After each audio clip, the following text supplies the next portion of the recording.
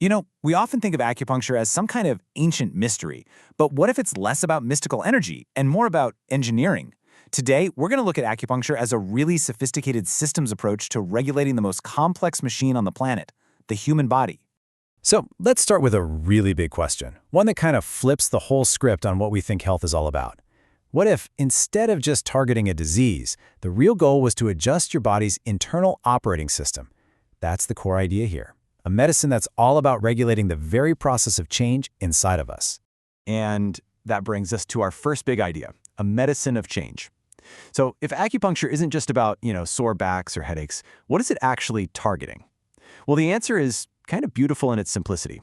It targets the process of change itself. Okay, so the thing acupuncture works on has always been called qi.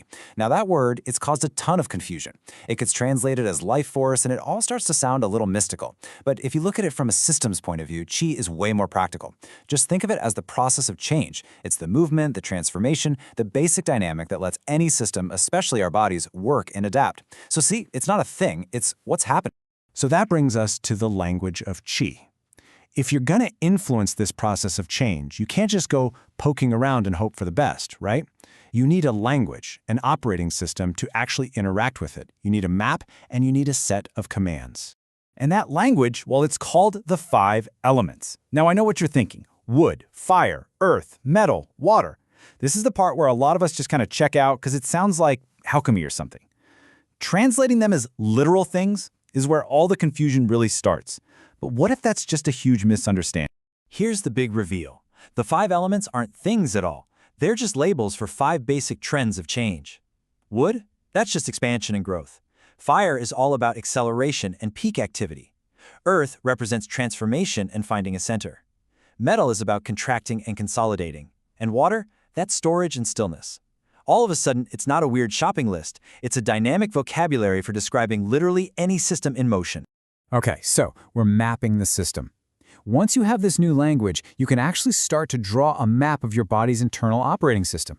You can see how these 5 trends of change are supposed to work together to create this amazing self-regulating whole. And the logic behind this whole system, it's actually built on 2 really elegant relationships. The first one is the generating cycle, or sheng. It's super simple. One trend creates the conditions for the next one to happen. But that's not enough, because you could have runaway growth. So you also need the controlling cycle, or qi. This is where one trend provides a necessary check, a balance, on another one to stop it from going overboard. This isn't about suppression, it's about smart built-in checks and balances. These 2 cycles, sheng and qi, are basically the system's entire logic for keeping itself in balance. So you've got a map, and you've got a set of rules. That's great in theory, but how does this actually help a practitioner figure out what's going on when someone feels sick? How does this become a practical tool? Well, this is where the whole idea of diagnosis gets turned on its head. The goal isn't to put a name on a disease. It's to focus on the process, not just the final result. A practitioner uses this map to trace a symptom backward and ask, okay, where did the process go wrong? Which one of these trends, growth, contraction, whatever, is out of balance? And how is that one little imbalance starting to spread and affect the whole system based on those rules of sheng and qi? It's basically like debugging the code instead of just complaining that the program crashed. Which leads us to our next step, restoring self-regulation. See, once you find the bug in the system, the goal isn't to fix it from the outside. The goal is to nudge the system so it can start fixing itself. And that's where acupoints come in. They're not magic buttons. A much better way to think of them is like USB ports for your body's operating system. They're just highly sensitive interfaces. So by stimulating a very specific point, a practitioner is sending a signal into the whole network to influence the system's dynamics, kind of reminding it how it's supposed to work. And this is absolutely crucial. The treatment itself doesn't do the healing. Your body does the healing. The whole point of acupuncture, when you look at it this way, is just to clear out the interference and give the right input to wake up the body's own incredibly powerful built-in ability to regulate and repair itself. The ultimate goal is a state called he, which we translate as harmony. But we're not talking about some fragile, static kind of peace. This is a state of dynamic stability. It's a system that's resilient, that can handle stress, that can adapt to change, and is constantly adjusting to stay in balance. It's not about never having problems, it's about having the ability to bounce back.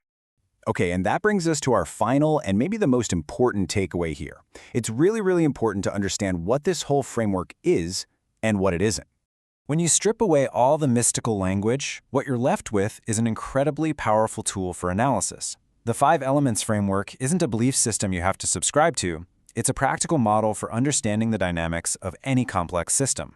It teaches you to look for the generating cycle, Shang, and the controlling cycle, Ke, to see how a system stays in that dynamic harmony, or He.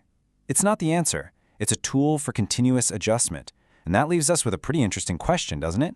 What other complex systems in our lives, from our businesses to our relationships, could we understand a whole lot better if we just started looking for their fundamental trends of change?